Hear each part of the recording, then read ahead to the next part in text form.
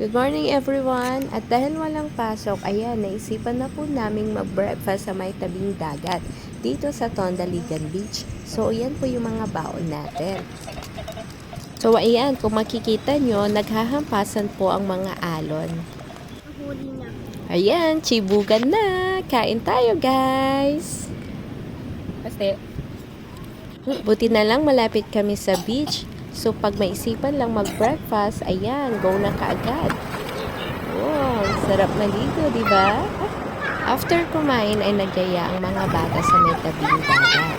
Gusto daw nilang magtampisaw. So, ayan, hinayaan namin sila.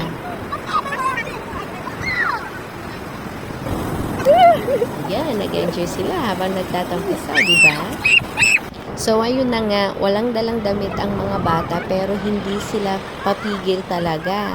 So, gusto nilang magtampisaw at ayan, nabasa na po sila. Pero at least, nag-enjoy naman yung mga kiddos.